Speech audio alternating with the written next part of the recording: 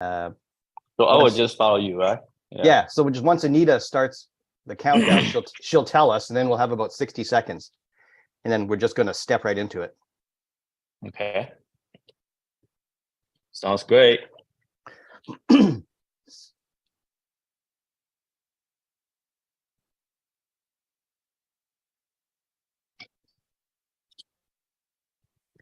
really hard to. It's really distracting though, having this big light in my face.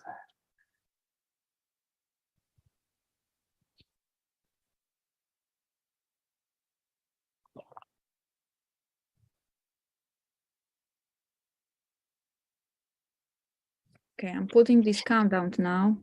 Okay.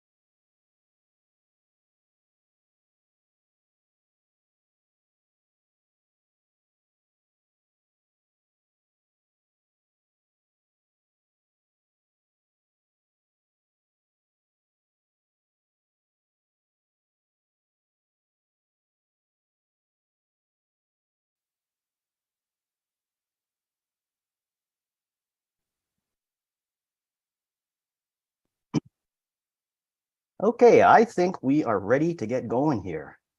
Good morning, good afternoon, or good evening, wherever you are. I wanted to welcome you to the latest installment to the Voices of Video. Today's topic is going to be streaming video industry challenges in a volatile world, reflections upon the past year.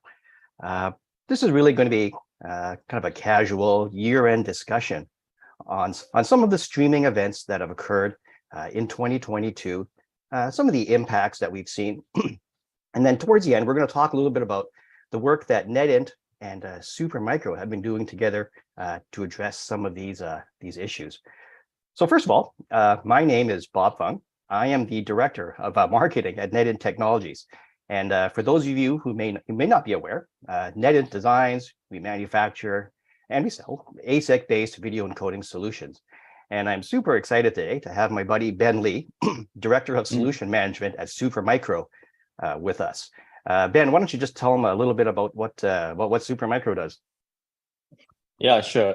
So Bob, thank you for having me, right? So Supermicro is a global technology leader, and we are committed to deliver innovative product, to focus on different vertical markets such as enterprise, cloud, AI, 5G, telco, and edge. And we are also transforming ourselves to be like a total IT solution provider, and with a very like environmental friendly and also energy saving platform at the rack level. So again, I'm glad to be here. Yeah, good. So we got a lot to talk about today. Really, I guess today's talk is about kind of some of the interesting milestones that we've seen in the last year. So, I think really, if we look back at the last year, actually about a year ago from now, I guess, one of the big talks was this new thing called the Metaverse, right? So, 2022 started off, with Meta's, like, I guess their futuristic vision of the internet called the Metaverse. And I guess, I think one way the Metaverse can be described is that it's a combination of virtual reality, augmented reality, and video, where users can interact within a digital universe. So taking stock of where Metaverse is, where the Metaverse is today, obviously we're still in the early days. It's still continuing to evolve, and it's still, I guess, very much in a nascent state. But I guess one of the notable things with it is that it continues the trend of unique individual one-to-one video streaming experiences, which I think is sort of in contrast to the way other services like OTT and let's say SVOD platforms do today, where that's more of a one-to-many video streaming services. So I don't know, Ben, is that kind of the way you see it? Yeah, I think first of all, I have to say, there's a caveat I want to talk about, right? So, we all know Meta got hit by revenue, badly, and they have some kind of layoff, right? So, but I think in general, from our point of view, I think in the whole AR VR market is really growing and booming. And so, but I think overall, because the whole technology thing is getting mature, right? But that means like we are pushing the whole hardware platform and the whole streaming infrastructure to the next level. So this is something we need to be really cautious, right? So. Okay. Yeah, I think one of the interesting things about the metaverse, right, just to follow up what you're saying, is that there's so many different ways for it to earn revenue, like right, things like advertising, business services, and apparently like tourism. Right. So it does remain to be seen, I think, which one of these will stick, and which ones won't. Just to kind of switch gears here a bit. I mean, kind of another thing that we saw was Netflix, for instance, and their shift in subscriber models from just subscription-based SVOD to now they're going to have an advertising-based tier, AVOD. So, I guess this really probably shouldn't be a surprise, given maybe the current sort of economic conditions and some of the economic uncertainty, and really the need to, I guess, to give subscribers like a value-based offering. Yeah. So, I can't echo the point. I think the inflation, definitely, accelerate the whole paradigm, put this way. We've seen like Disney Plus, also just announced their new kind of, AVOD price plan. And, like Hulu or like Discovery Plus have been doing this for a while. So, I think, but back to like Netflix, right? I think we see like the two set of consumers now, like they really reported to that they want to cut back their subscriptions, right? But Netflix still kind of continue to enjoy the growth. We see there's a great growth in Q3 for this year, and we also see there's more business subscription growth projected in Q4. So I think it definitely contribute their kind of AVOD service. So it's interesting, one of the things I find sort of interesting with AVOD is that it does sort of mark a full circle return to broadcast like viewing behavior. Now on the advertising tiers, now complete with commercial breaks. I was sort of on full circle with that. So I am actually curious to see over time if that's something customers will continue to accept, or if it's going to get stale. Yeah. Okay. Yeah. So, I think for the foreseeable, so one of the things that I've noted is that, and one of the projections for Netflix is that they're going to earn over $4 billion in ad revenue from their new tier, their new advertising-based tier, which is one of the projections that we've seen. And I think the important sort of takeaway from there is that this AVOD is projected, I guess, to be a big moneymaker, because it's going to make them, the AVOD revenue is going to make them the second largest ad-supported platform, only after YouTube, right? So it's definitely something to be to keep an eye on. Yeah, that would be really interesting. Yeah. Yeah, they're doing a lot of other neat things too. One of the things that we've seen with Netflix is the emergence of an online mobile cloud gaming platform, right? They've been reported that they're going to launch their own online cloud gaming service as a follow-on to their current game offerings. But maybe this shouldn't really be a surprise. Maybe just sort of a natural evolution of what they've been doing. I think just given their heavy investment in developing game titles, I think they've purchased at least 6 gaming studios to date. Yeah, so to me and to Supermicro as a team, I think we look at Netflix now. They are adding the game into their product portfolio, and basically we believe that they try to expand the number of platforms that they can offer the access to their customers, right? But at the same time, they also service additional services to increase more revenue, right? So that's really honestly that's in 2022. The cloud gaming is also one of the growing area for Supermicro, and I have to say thanks to our very complete GPU solutions as well. So. Okay, yeah, well, I agree. I think for sure, cloud gaming is on a growth trajectory for the foreseeable future. But Ben, I guess I got to ask you. I'm sure other people are thinking it right now too. Like, what do you think happened to Stadia? I mean, given all the optimism around the growth of online gaming, right? Wait, unfortunately, Yeah. I think we're seeing the end of that platform. Yeah, I would say maybe Google just too early to be in the game, and but I think overall their strategy just try to move the game console like the PS4, Xbox to the cloud, which I'm not sure that's really a smart idea, because it is from I see from my kids, they still love to play the Xbox or PS5, right? But it's just unfortunate that basically the consumer did not follow that kind of the path that Google tried to lay out, right? Right. But that's a lot of effort, but it didn't work. But we know Google sometimes did that sometimes, right? But in the same time, I see like some platform like Netflix or like Tencent.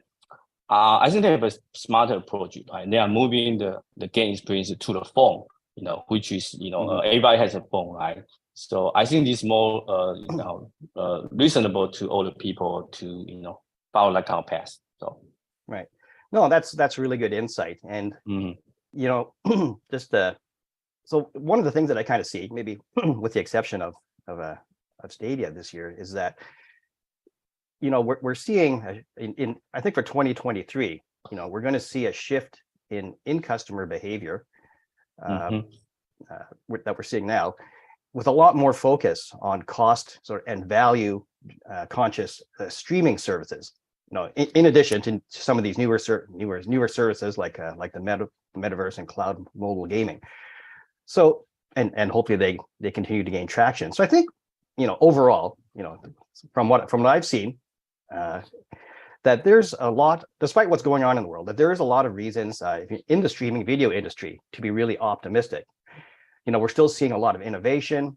We're seeing a lot of demand for new services.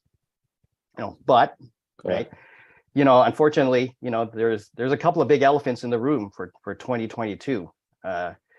Specifically, one of them is like what we're seeing, unfortunately, unfolding in Eastern Europe.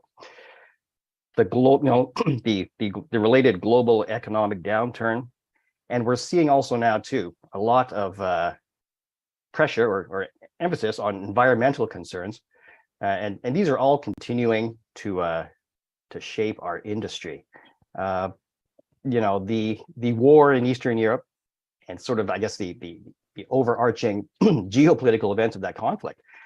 It's unfortunately created an energy crisis in Europe that's rippling throughout the world, and that's really placing a lot of pressure on streaming video platforms to really rethink how they're doing things. I think that on the top of that, just echo you. I think this issue is even getting worse, right? Because we talked a lot of these kind of data centers, vendors, customers, right? So I think the issue is getting worse because that there's some is sitting pressures to control the data center, the growth of the data center, right? Especially in Europe, and we see like for example Ireland or Netherlands, they already placed some restrictions that to limit the data center growth, right? So basically, this is just simply not enough like land or the power. I mean, the energy is in Europe, right? And I would say, in other regions, in the world, they try to build the infrastructures to meet the demand, but that will also create more issues for them to do such things, in the future. So right. Yeah. So I guess, what do we need to do, right? I mean, we have all these new streaming platforms, that are emerging, and but we also have this we're also constrained by geopolitical and some of these in global economic uncertainty. So, Right. I do think that the industry needs to address some key issues if it's going to continue to prosper and add new services and hopefully ultimately new subscribers. We got to control data center sprawl, right? So if we're going to add new services or capacity, I don't think we can automatically equate that anymore to building more or bigger data centers, and that's just becoming more difficult.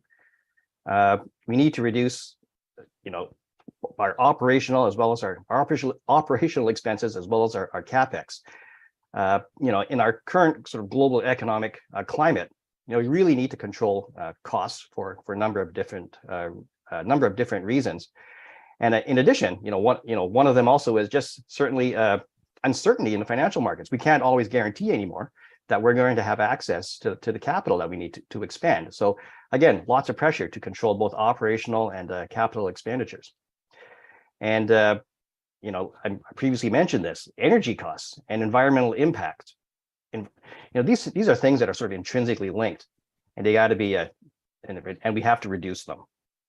We're seeing a lot of regulators now, enacting environmental regulations, and if you're a video platform and you start to ignore those, you're going to be doing this at your own risk, right? So I guess I'm going to let you talk here in a minute, Ben. But my last thing I want to say here is that so what can we do, right? So essentially, video platforms they need to do more with less.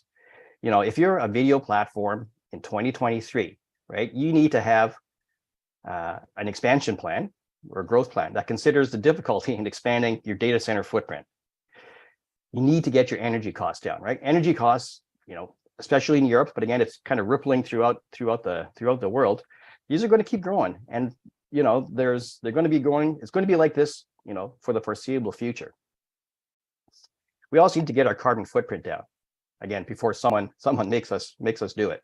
So Ben, I guess Ben, my question to you is, what do you think the path forward is here? I mean, honestly, when you kind of look at what's going on in the world and you look at some of these issues, they're pretty daunting, and they can at least seem at first glance to be kind of insurmountable. But I know you and Supermicro, right? You obviously have a lot of experience in this in many different industries. So I don't know. What do you think?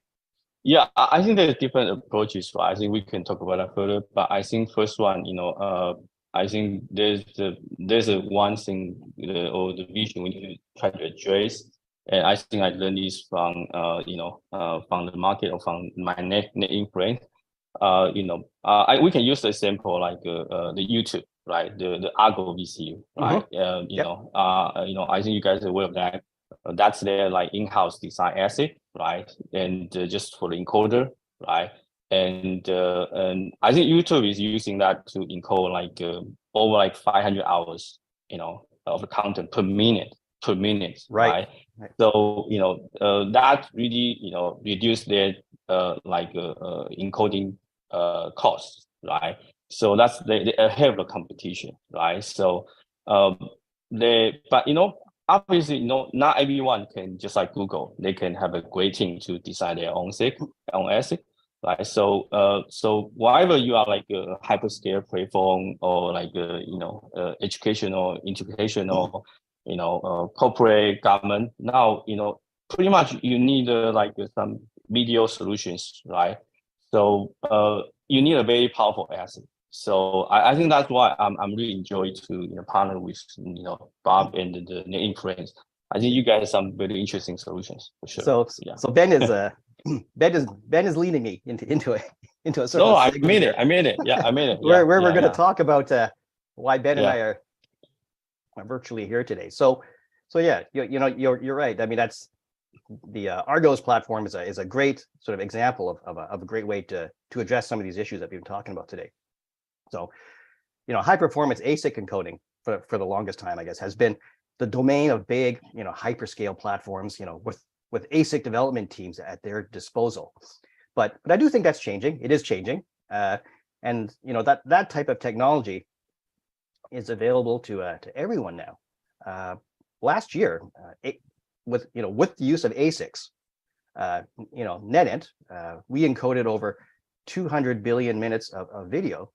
And I think what we're, and the way this partnership with Supermicro has sort of unfolded is that we were looking for a partner to help us address, some of these core fundamental issues that we just mentioned that we need to address going into 2023. So, the first, I guess, result of our partnership is this new platform that we have called the Video Transcoding Server. It's essentially a turnkey video encoding platform based on a 1 rack unit Supermicro server, and it's powered by 10 NETINT T408 ASIC transcoder modules. It's a drop-in solution, and really what it does, first thing is it gives you a 25 times reduction in operational costs compared to CPU or software-based encoding. So that does address that need to keep our operational expenses under control. And also, when you get this magnitude of savings from ASIC encoding, it actually is enough that it will offset your CAPEX expenditures associated with having to do this upgrade in the first place.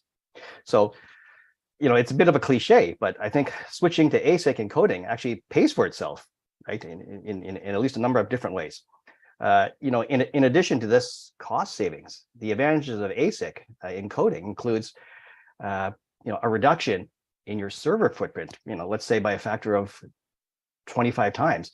So really what that translates into, obviously, is you can have, either, smaller data centers, or you don't have to, expand your data center every time you want to add a new service or expand capacity.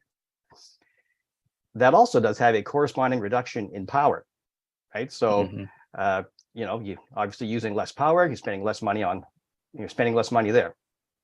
And almost as a bonus, because you're reducing your power, you also get a massive 25 times reduction in carbon emissions. So this enables, overall, this enables video platforms to expand their encoding capacity without increasing their server or carbon footprints, and avoiding any kind of potential sort of regulatory issues.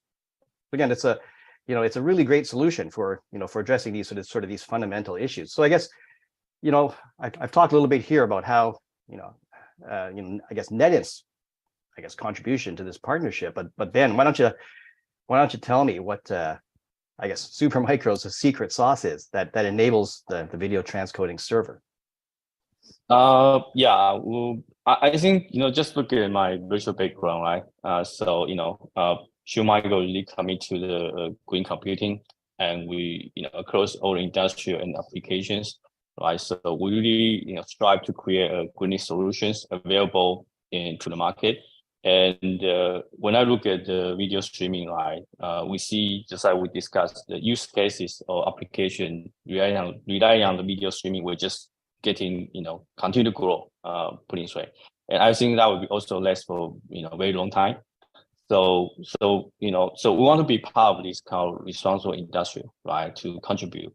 So that's why we love to partner with NETINT to create a green encoding solution. So the server you just mentioned is just our latest encoding solution, and that can use your TO4A video transcoder and without server to become very powerful, power efficient streaming server as well. So okay, so obviously, I mean, if nothing else, just by me looking at your background, that with the trees and the server racks growing out of them, that's Supermicro has been obviously you guys are really focused on green computing, right? And that I think that's why we've been such a great fit together, because it's also obviously a major priority for us.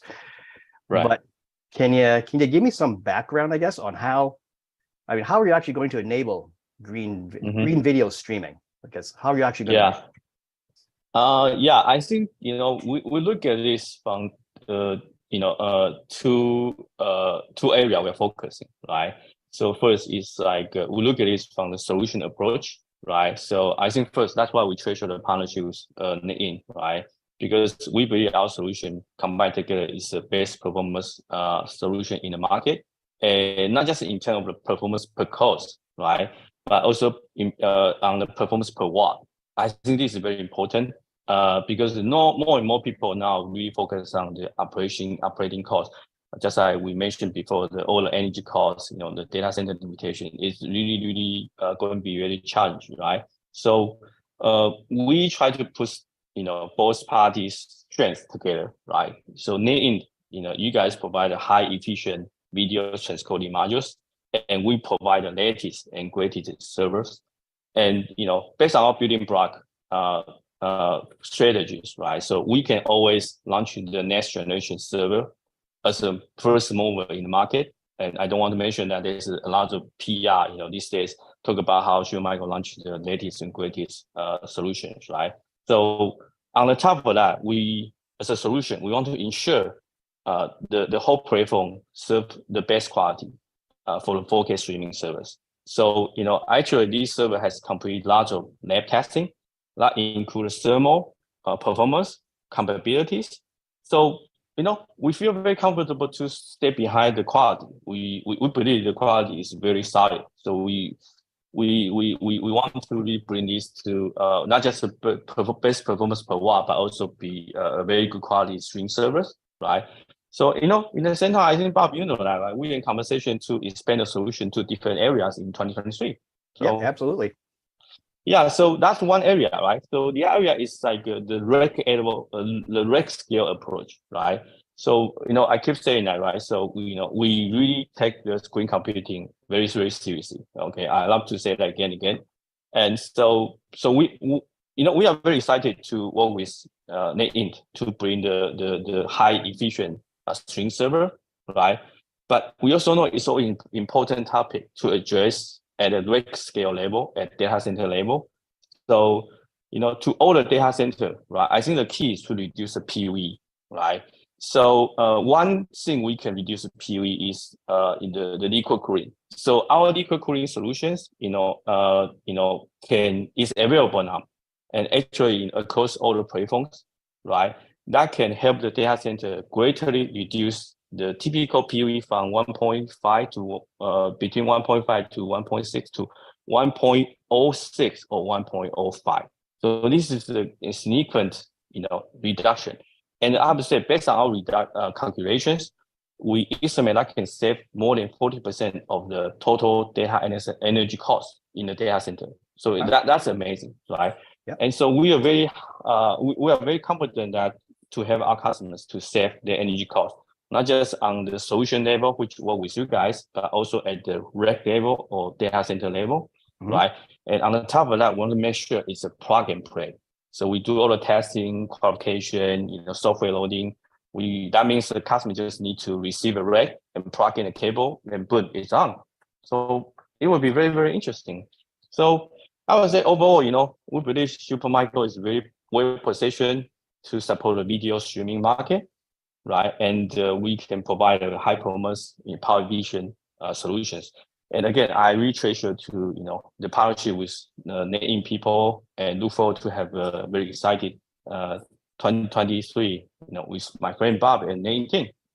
Yeah, I think we're at the end of 2022 here, and most definitely, I think there's going to be a lot of things, obviously for NETINT and Supermicro, but I think for the industry to really look forward to in 2023, as we address some of these, some of these challenging issues.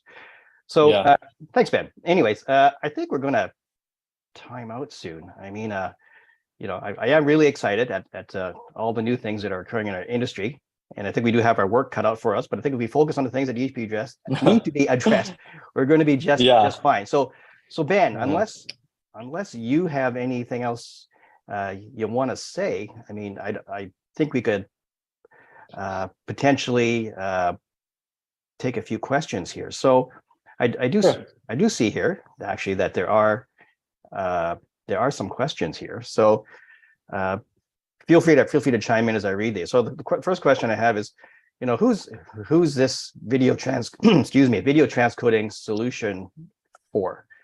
If I'm deciding between a cloud and my own data center, is this the right moment, or should I stick with the cloud? So, the video transcoding server compared to let's say co-located compared to you doing it in a cloud, obviously it's going to I guess the balance between OPEX and CAPEX is going to be a little different. So if you're doing it in the cloud, obviously you're going to have less upfront sort of CAPEX costs, but you're going to have significantly high, I guess, operational costs.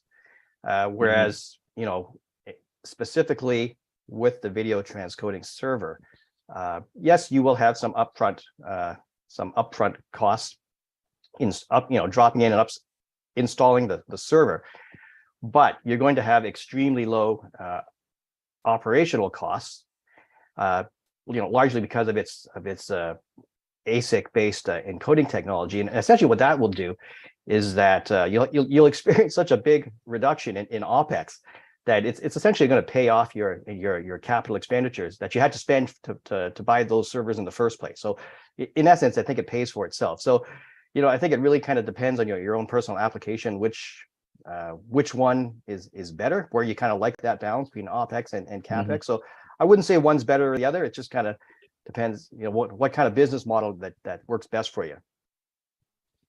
Yeah, I basically just agree with you. I think it's just a trade-off between the, you want to adapt the cloud or you your own.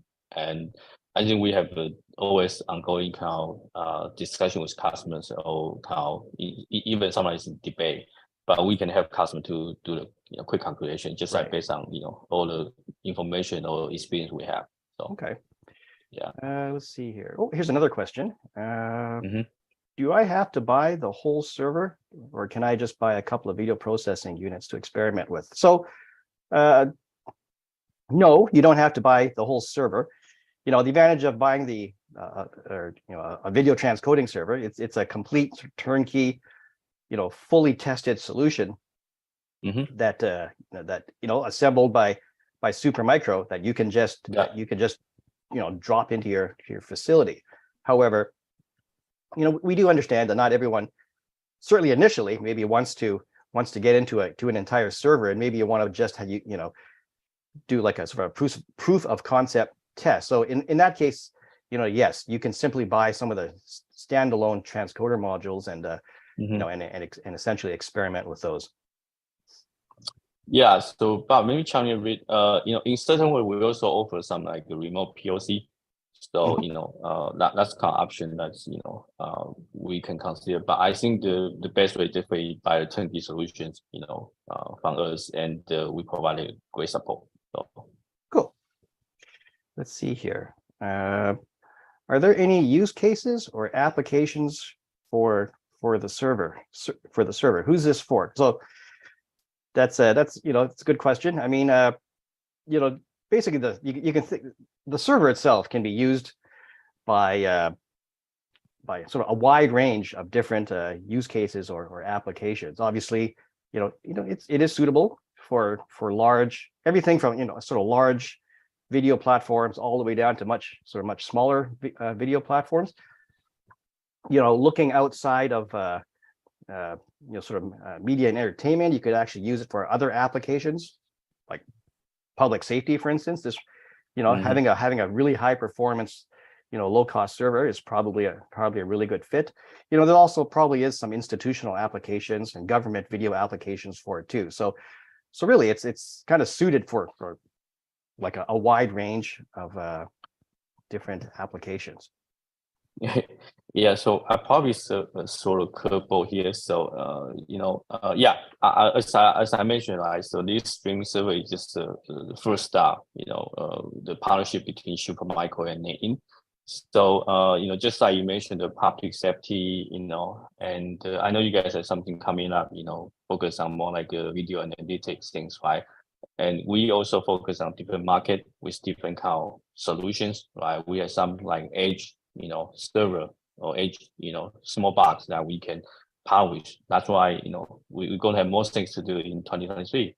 Yeah. Cool. Okay. And I think there's one question here.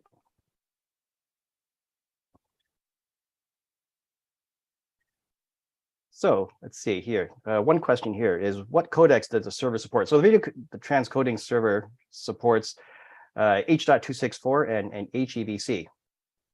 And yes, I think we do consider, and it, sorry, second part of it is, and is it low latency? So yes, we do target this, for applications like gaming and or live streaming where you might need low latency. So yes, it is suitable for that. Oh, here's another one. So what connected the two companies? So I think we might have touched on this before. I think for at least certainly on the NETINT side, what made us, I guess, approach or work with Supermicro is that we do have a lot actually of I guess overlapping priorities. Things like you said, green computing or green encoding, to be more specific, is obviously a priority for NETINT. And be able to create, a super low power, low carbon emission solution is, not necessarily easy. And we had to make sure that we picked the right partner, Supermicro. So at least on our side, I think that's kind of what attracted us to working with Supermicro. Yeah, I have to say, I echo you. Like, I think we have, I think the both companies' vision or mission is, has a great synergy, right? So, you guys looking for, green streaming, we looking for provide the best green computing for total ID solutions. So we love to partner with you guys to, especially focus on video streaming, video related market. I think, to contribute, right? Again, we can help to save the cost. Again, not just on the overall upfront cost on the server or platform, but also on the, the operating cost. Right? I think that's people care about. And we strive to provide a solution. So again, we have more things to come in 2023. Yes, we do. Great. Yeah. Okay, so I think we can probably wrap it up here. I think that's kind of it for questions. So Ben, I do want to thank you for taking the time out, to have this talk with us today. And Sure. So I think actually for anyone who's actually listening to this video discussion today, sorry, brain lock, just discussion today. Thank you very much. And I think right after the discussion, sometime we will be sending you a little bit more background information on some of the things that we talked about today. So hopefully you weren't sitting there madly taking notes, because we will send some information for you today. So I think this is a great time to wrap things up. So again, thank you everybody. Ben and I really appreciate you taking the time out today to listen to our discussion. And Ben, thank you very much today for being here. No, thank you for having me. So, look forward to, have more conversation with Bob and NETINT in the future. Okay. All right. All right. Well, take care, everyone. Have a great day. All right. Okay. Thank you.